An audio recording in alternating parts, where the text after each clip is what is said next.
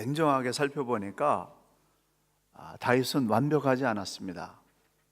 우리가 설교를 들 때는 다윗의 좋은 점만을 부각해서 들었기 때문에 굉장히 훌륭한 사람으로만 생각했는데, 성경으로 현미경을 들여다보듯이 다윗의 삶의 구석구석을 들여다보면 결코 완벽하지 않습니다. 밧세바를 범했고요, 그것을 감추기 위해서 충신 우리아를 사제로 몰아넣어서 죽게 했고요, 더군다나 아내를 너무 많이 뒀어요. 그래서 수많은 자녀들이 태어나서 이 자녀들 사이에서 엄청난 그러한 죄악들이, 살인이 일어났는데 그거 다스리지 못했습니다. 그리고 거기서 일어난 이 미움과 분노의 그 열매로서 아들 압살롬이 구테타를 일으켜서 말년에 국가를 전복하려고 하는 구테타를 당했습니다. 그리고 마지막에는 인구조사를 해서 하나님의 마음을 또 슬프게 했습니다. 그런 다윗의 모습을 볼 때 인간적인 면에서 보게 되면 이런 사람이 어떻게 쓰임받을 수 있나, 그렇게 생각하는데요, 분명히 잘못된 부분, 부족한 부분이 있는데, 그런데 하나님께서 그를 쓰셨다는 겁니다. 다윗의 이름이 그 대명사를 빼놓고 다윗이라고 하는 이름만 신구약 성경에 953번 나옵니다. 몇 번 나온다고요? 우리 교회 성도님들은 대단하세요. 한 번만 얘기하면 숫자를 다 외우셔요.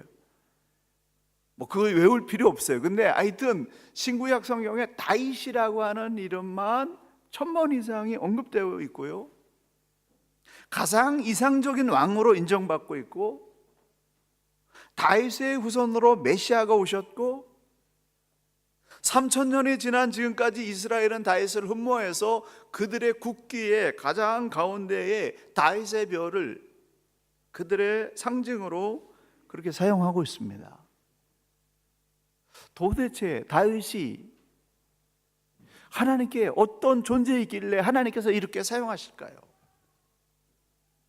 여러분 스스로에게 한번 질문해 보십시오. 다윗이 왜 쓰임받았지? 왜 하나님이 다윗을 좋아하셨지? 다윗의 장점은 무엇이었지? 라고 생각해 보면요, 딱 대답이 튀어나오기가 쉽지 않습니다. 인간적인 약점이 허다함에도 불구하고 하나님께서 그를 쓰셨다라고 하는 겁니다. 그래서 하나님께서 왜 이런 다윗을 사용했는가 라고 하는 사실을 우리가 생각해낸다고 한다면, 나도 어떻게 하면 하나님께 쓰임받을 수 있을까? 어떤 사람이 교회를 이끌어가는 리더자가 되어야 될 것인가? 거기에 대한 해답을 찾을 수가 있습니다. 많은 다윗의 장점이 있었지만은 그 중에서 몇 가지를 집약한다고 한다면, 첫째, 다윗은 하나님의 영광을 위해서 살았던 사람입니다. 사나 죽으나 하나님의 영광을 위해서 살았던 사람이에요. 그가 존재하는 존재 이유는 하나님께서 원하시는 제사장 나라, 그 제사장 나라를 통해서 온 세상을 구원하게 해야 되겠다라고 하는 하나님의 마음을 실현시키기 위해서, 하나님의 영광을 드러내기 위해서 살았다라고 하는 겁니다. 그래서 그의 국가의 통치 이념이 제사장 나라 거룩한 백성 만드는 거였어요. 그리고 실제적으로 이스라엘 왕은 자신이 아니라 하나님이시다. 그래서 하나님의 말씀을 받아서 그 하나님의 말씀대로 통치하는 그런 신정국가를 만드는 데 승리했습니다. 그래서 성경은 다윗을 하나님의 마음에 합한 사람, 하나님과 일치된 사람이라고 그렇게 평가하고 있습니다. 마음의 중심이 딱 세워져 있었던 거예요. 두 마음을 품지 않았습니다. 하나님을 따르고 세상을 따르는 그런 마음을 품지 않았습니다. 오직 하나님을 사랑하고 하나님의 영광을 이 세상에 드러내기 위해서만 살아가는 그런 존재 이유를 가지고 살았습니다. 그래서 이 다윗이 그 많은 고난을 당했는데 그 고난 가운데서 이 사울에게 생명의 추적을 받아서 굴에 숨어서 있을 때에 얼마나 고통스럽고 답답하고 좌절감을 느꼈겠습니까? 근데 그 굴에서 다윗은 이렇게 고백하고 있습니다. 하나님이요, 내 마음이 확정되었고 내 마음이 확정되었사오니 내가 노래하고 내가 찬송하리이다. 내 영혼아 깰지어다. 비파야 수고마 깰지어다. 내가 새벽을 깨우리로다. 주여, 내가 만민 중에서 주께 감사하며 열방 중에서 주를 찬송하리이다. 대저 주의 인자는 커서 하늘에 미치고 주의 진리는 궁창에 이르나이다 라고 위대한 찬양을 했다는 거예요. 완전히 궁지에 몰려 있는데 그의 마음속에는 환경이 그를 누르고 있는 것이 아니라 하나님을 향한 열정, 하나님의 나라를 세우고자 하는 그 열정이 그를 지배하고 있었기 때문에 하나님의 위대하심을 찬양했다라고 하는 겁니다. 하나님을 향한 믿음의 중심이 분명했습니다. 사무엘이 다윗을 처음 봤을 때 무엇을 보고 그를 차기의 이스라엘 왕으로 기름 부었습니까? 하나님께서 이새의 집을 보냈을 때 외모를 보지 말고 중심을 보라고 했어요. 사무엘이 다윗을 딱 봤을 때 그 마음의 중심이 하나님의 나라와 의를 위해서 평생 살 수 있는 그런 중심을 갖고 있는 사람이라고 하는 게 한눈에 딱 보인 겁니다. 그래서 기름을 부었어요. 소년 시절부터 중심이 바라서 있었습니다. 오직 하나님의 영광을 위해서 살겠다라고 하는 신앙의 중심이 확고했다라고 하는 것입니다. 그렇기 때문에 어린 소년의 시대에 전쟁터에 형들의 도시락 갖다 주다가 거기서 40일 동안 하나님 나라와 하나님 백성을 모독하는 골리앗을 봤을 때 그 골리앗과 맞서 싸운 이유가 어떤 영웅심 때문에 그를 물리친 것이 아니라 하나님을 모독하는 자를 그냥 둘 수 없다라고 그렇게 생각하기 때문에 어린 나이에 골리앗과 맞서 싸웠다라고 하는 것입니다. 그는 사나 죽으나 하나님의 영광을 위해서 살았습니다. 그래서 신약성경 사도행전 13장 22절에 하나님께서 다윗을 평가하기를 어떻게 평가했냐면 내 마음에 합한 자, 내 뜻을 다 이루게 할 사람이다 라고 보셨다고 평가하고 있습니다. 내 마음에 합한 자, 내 뜻을 이룰 자라고 하나님이 그렇게 생각한다고 한다면 어찌 그에게 하나님의 능력과 하나님의 지혜와 하나님의 일을 맡기지 않겠습니까? 하나님께서 이스라엘을 하나님께 예배하는 제사장 나라로 삼아서 그들로 하여금 온 세계 모든 민족이 다 하나님께로 돌아오게 하는 그러한 계획을 가지고 계셨는데 그 계획을 전적으로 수용한 사람이 다윗이었다라고 하는 거죠. 하나님을 예배하는 나라로 이스라엘을 만들어야 되겠다라고 하는 그의 마음의 중심이 분명했기 때문에 하나님께서 그를 들어 사용했다라고 하는 것입니다. 마음의 중심이 분명한 사람, 사나 죽으나 오직 하나님의 영광을 드러내기 위해서 사는 그런 사람이 된다고 한다면 이 시대에도 똑같이 다윗과 같이 쓰임받는 저와 여러분 될 줄로 믿습니다. 두 번째, 하나님의 영광을 드러내기 위해서 다윗은 인생의 쓴맛을 견뎌낸 사람입니다. 우리는 달콤한 좋은 열매만을 생각하지만은 좋은 열매가 맺혀지기까지는 쓰디쓴 인생의 고난이 물려오고 그것을 견뎌내야만 열매가 맺힌다라고 하는 겁니다. 다윗은 쓰디쓴 인생의 쓴맛을 견뎌낸 사람이에요. 그 인생의 쓴맛을 견뎌내면서 그의 중심에서 지지난주에도 말씀드렸습니다만은 이모셔널 셀프 컨트롤이 이루어진 겁니다. 감정 통제가 되는 사람으로 성장했다라고 하는 것입니다. 다윗은 혹독한 연단을 받았습니다. 하나님을 예배하는 나라를 세우기 위해서 온갖 수모와 역경을 다 견뎌냈습니다. 사무엘은 어린 소년 시절에 성막에 들어가서 어릴 때부터 젖될 때부터 성전에 들어가서 바쳐진 삶, 하나님만을 위한 그런 삶을 살았는데요, 어린 시절에 영안이 열려가지고 하나님의 말씀을 듣는 그런 법을 터득했습니다.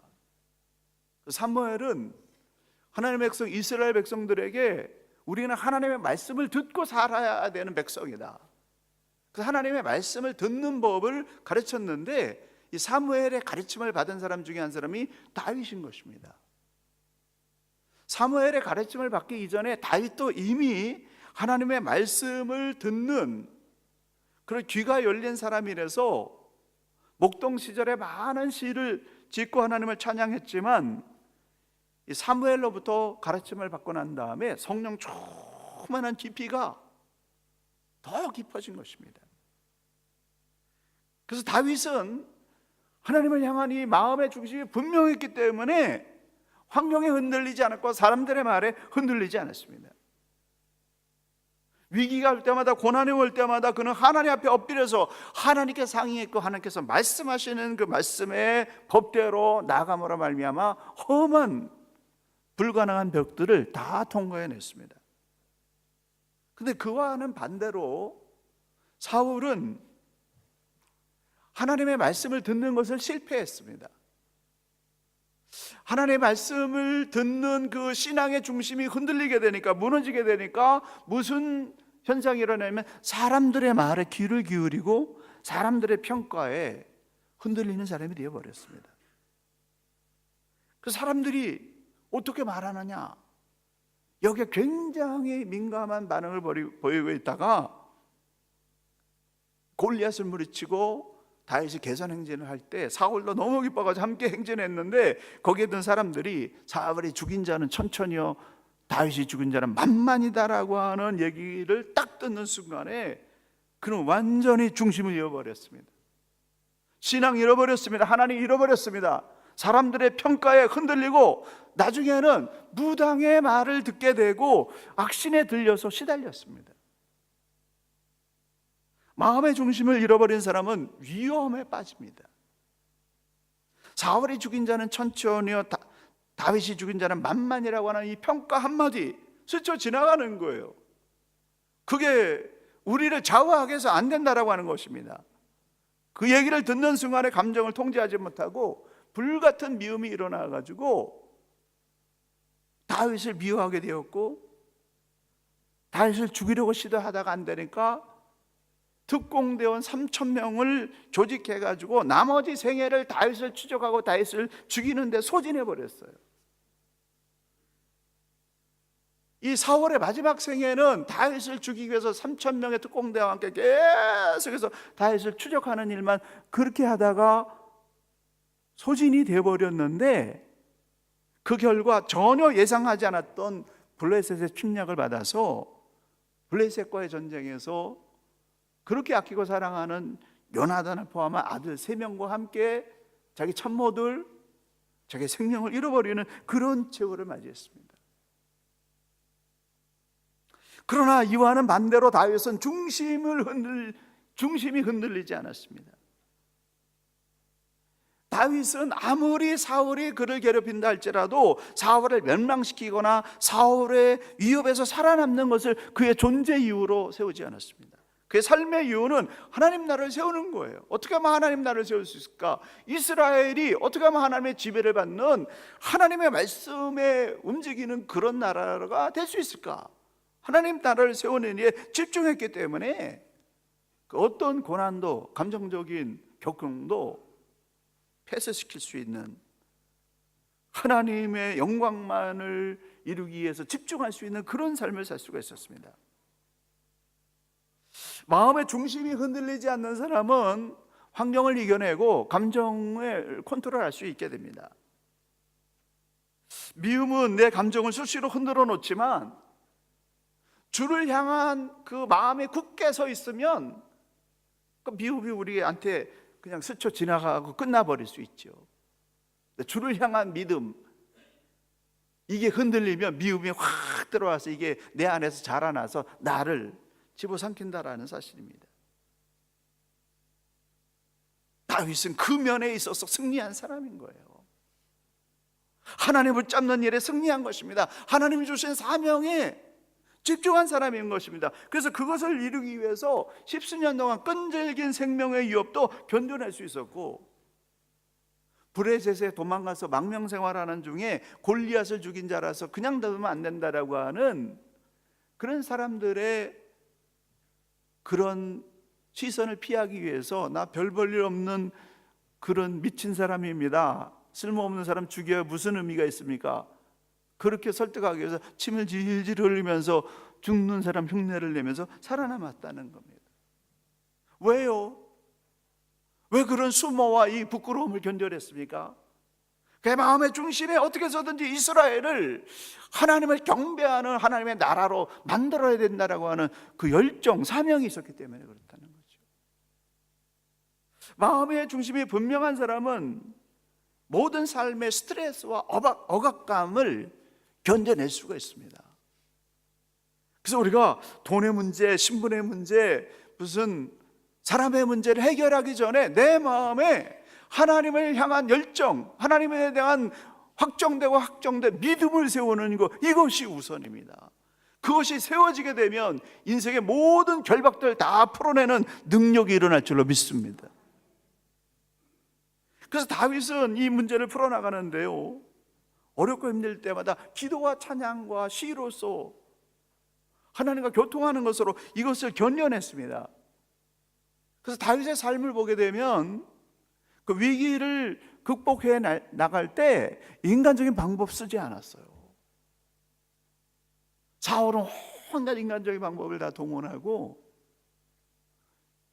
귀신 들린 그런 무당의 힘까지도 동원했지만은 다윗은 아무리 위기가 오고 극한 상황이 있어도 방법과 과정마저도 하나님 앞에 부끄럽지 않는 하나님의 방법으로 이겨냈다라고 하는 겁니다. 그래서 그는 이렇게 고백합니다. 내가 산을 향하여 눈을 들리라. 나의 도움이 어디서 올고? 나의 도움이 천지를 창조하신 여호와 하나님에게로부터다. 하나님만이 나를 살리고 나를 이끄시는 자라고 하는 이 고백을 가지고 과정과 방법까지도 하나님의 말씀 듣고 하나님의 방법으로 문제를 해결해 나갔다라고 하는 것입니다. 그래서 하나님의 사람들은 자신의 감정을 통제할 수 있어야 됩니다. 감정을 통제하는 것은 지도자에게 필수 덕목 중에 으뜸이라는 사실을 발견하게 됩니다. 인생 말년에 아들에게 반란을 당해가지고 예루살렘 성에서 도망가게 됐습니다. 예루살렘 성에서 겨우 몇몇의 부하들과 함께 목숨만 구하려고 이제 빠져나가고 있는데, 그때 시므이라고 하는 사울의 친척이 그동안 억누르고 감춰있던 이 분노를 이 다윗과 그의 부하들에게 쏟아넣습니다. 이 살인자야, 이 불황당 같은 놈아, 사울의 일족을 다 죽이고 나라를 빼앗더니 하나님께서 이 나라를 빼앗아서 네 아들 압살롬에게 넘겨주시는 것이다. 이 살인자야, 내가 이제 죄 없는 사람을 죽인 죄값을 지금 네가 받는 거다라고 그렇게 엄청난 저주와 폭언을 쏟아부었습니다. 아주 처참한 순간에 가장 밑바닥에 있는 그 상황에서 가장 저급한 비난을 공격받은 거예요. 그 모습을 보고 있던 이 다윗의 옆에 있던 아비새 장군이 당장 내가 가서 저자의 목을 베어오겠다라고 그렇게 말하자 다윗이 이렇게 말합니다. 여호와께서 나를 욕하라고 저 사람을 보내신 것이라면 내가 어찌 감히 왜 그러느냐고 반문하겠느냐.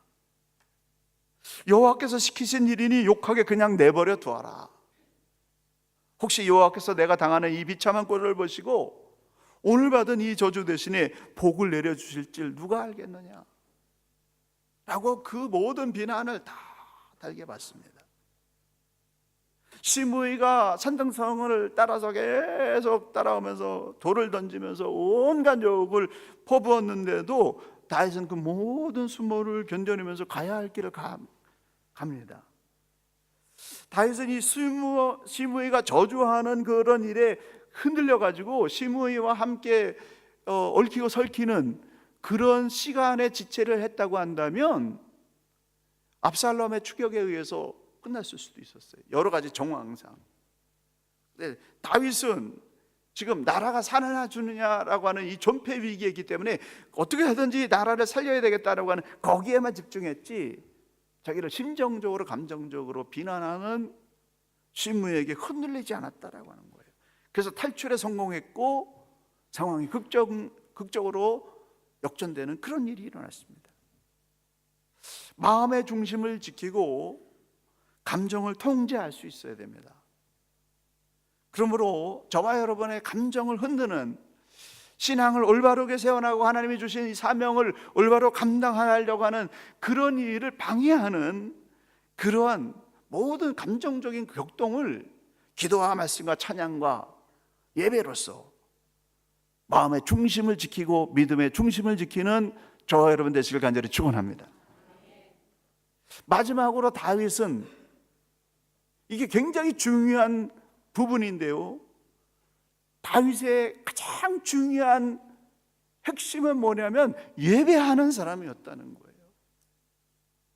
다윗의 삶의 핵심이었고 리더십의 핵심이 뭐냐면 그는 예배하는 사람이었어요. 하나님께 예배하는 삶을 살았고 이스라엘을 하나님께 예배하는 백성으로 그렇게 만드는 것, 이게 그의 유일한 삶의 목적이었습니다. 그의 삶의 생명력, 원동력, 존재 이유, 하나님께 예배드리는 예배에서 나왔다는 겁니다. 예배드림에 승리하시길 간절히 축원합니다. 그래서 그가 통일 이스라엘을 만든 다음에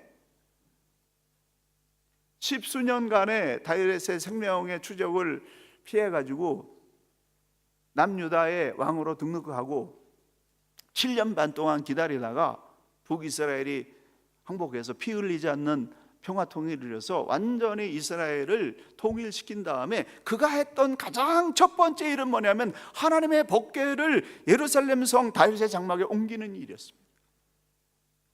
어려운 과정이 있었지만 이 법궤를 다윗의 장막에 옮기는데 성공한 다음에 그것으로 끝나는 것이 아니라 12반열의 제사장들과 24반열의 제사장들과 24반열의 찬양대를 조직해가지고 24시간 밤낮으로 매일 매순간 하나님을 예배하는 그런 일을 하겠다는 거죠. 그냥 한두 번 한 게 아니에요. 지금 우리가 예배가 많다고 하는데 다윗의 장막에서는 다윗이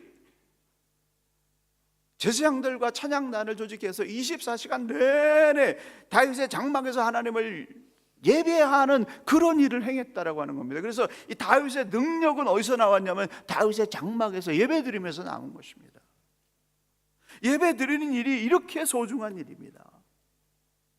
그리고 다윗은 역사상 최초로 이 장막이 움직이면서 예배드리는 그런 초소가 아니라 완전히 고정된 건물을 지어서 하나님께 예배드리는 그러한 중심, 이 성전을 지어야 되겠다라고 하나님께 성전 짓는 것을 소원을 올려드릴 때 하나님께서 감동하셨고 그를 더 아끼고 사랑하는 그러한 마음의 교감이 일어났습니다. 예배 드리는 자를 하나님은 사랑하시고 아끼시고 그를 붙잡아 주십니다. 우리가 하나님을 존중하고 하나님을 인정하고 하나님을 경배하는 최고의 경배 행위가 뭐냐면 예배 드리는 거예요.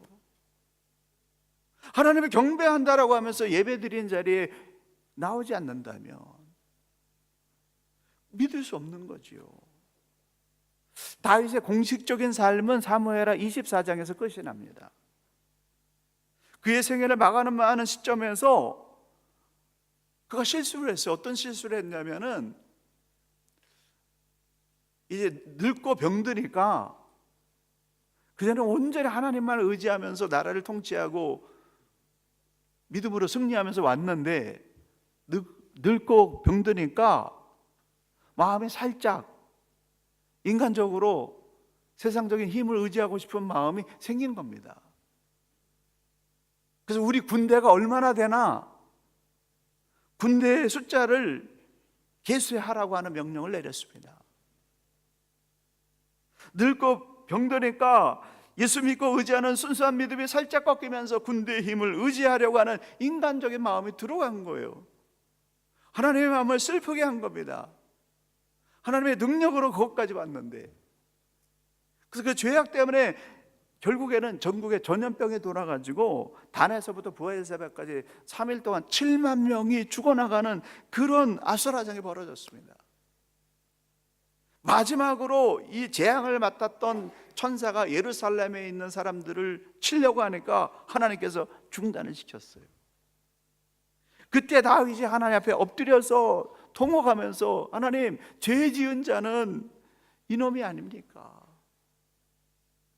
자신이야말로 죄 지은 사람이요, 백성들은 죽게 해서는 안 되는데 죄 때문에 이 백성들이 죽어가고 있지 않습니까? 통회하고 자백하면서 백성들을 치느니 저와 제 아버지의 집을 치십시오, 백성들을 살려주십시오라고 울부짖으며 기도하는 그 기도를 하나님께서 들으시고 해법을 주셨어요. 그 해법이 뭐냐면, 아라우난의 타작마당에 가서 제사를 드려라, 예배를 드려라 라는 해법입니다. 다윗이 갓 선지자를 통해서 그 말씀을 듣고 아라우나가 있는 이 아라우나의 타작마당에 갔을 때, 아라우나가 그런 모든 상황을 듣고 타작마당과 소와 나무를 무상으로 헌물 드리겠습니다, 마음껏 쓰십시오 라고 그렇게 다윗에게 말하자, 다윗이 이렇게 얘기합니다. 그렇지 아니하다. 내가 값을 주고 내게서 살이라. 값 없이는 내 하나님 여호와께 번제를 드리지 아니하리라 라고 말하면서 은 50세겔을 주고 타작마당과 소를 사고 충분한 대가를 지불한 후에 제단을 쌓고 거기에 번제와 화목제를 드리면서 하나님 앞에 예배했다라고 하는 것입니다. 그 예배를 받으시고 하나님께서 재앙을 스톱시키셨어요. 온전한 예배가 재앙을 끝낸 겁니다. 그것이 다윗이 왕으로서 공적인 마지막 업무를 수행한 모습입니다. 여러분, 예배는 이렇듯 소중한 일이에요. 값을 온전히 지불한 그런 예배를 드릴 때 재앙이 끝나고 아름다운 마무리가 일어나는 것입니다. 하나님께 드리는 예배는 돈으로 대신할 수 없습니다. 다른 사람이 대신할 수 없습니다. 다른 그 어떤 것도 대신할 수 없고 마음만 드리는 예배도 아닙니다. 하나님께 드리는 예배는 몸과 마음과 재물과 온 힘을 다해서 엎드려 경배하는 그 예배가 진정한 예배인 것입니다. 다윗은 진정한 예배를 드림으로 재앙을 그치게 하고 그의 모든 왕으로서의 공적인 업무를 아름답게 잘 마무리하고 끝났습니다. 여러분, 예배가 너무나 소중한 거예요. 예배 자리에 있는 게 이게 엄청난 축복입니다. 교회를 이끌어가는 사람들은 예배 자리에 있어야죠. 역대하 3장 1절에 보게 되면 다윗이 예배를 드렸던 이 아라우나의 타작마당이 그의 아들 솔로몬이 솔로몬 성전을 건축한 그 장소가 되었고, 그 옛날 믿음의 조상 아브라함이 이삭을 바렸던 모리아 제단에 바로 다윗이 드렸던 아라우나의 타작마당입니다. 하나님은 오늘날에도 신령과 진정으로 하나님을 예배하는 자를 찾으시고 그들을 통해서 세상을 구원하십니다. 사랑하는 성도 여러분, 사나 죽으나 하나님의 영광을 위해서 사는 사람, 시련과 고난을 이겨내고 감정을 통제하고 자기의 중심을 지켜내는 사람, 그리고 온전한 값을 지불하며 예배 자리에 서는 일에 승리하여서 하나님의 영광을 온 세상 가운데 찬란하게 빛내는 믿음의 승리자들 되시길 간절히 축원합니다. 기도하시겠습니다. 하나님 아버지, 우리에게도 소망이 있습니다. 인간적인 눈으로 보았을 때 약점이 없는 자가 누가 있겠습니까? 그런 하나님을 섬기는 일, 하나님을 찾는 일, 이 일에서만은 우리가 승리할 수 있도록 우리 하나님 역사하여 주시옵소서. 진정한 예배로 하나님의 마음을 움직였던 다윗의 그 위대한 예배가 오늘 우리의 예배, 나의 예배, 우리 교회의 예배가 될 수 있도록 축복하여 주시옵소서. 예수님의 이름으로 간절히 기도 올리옵나이다. 아멘.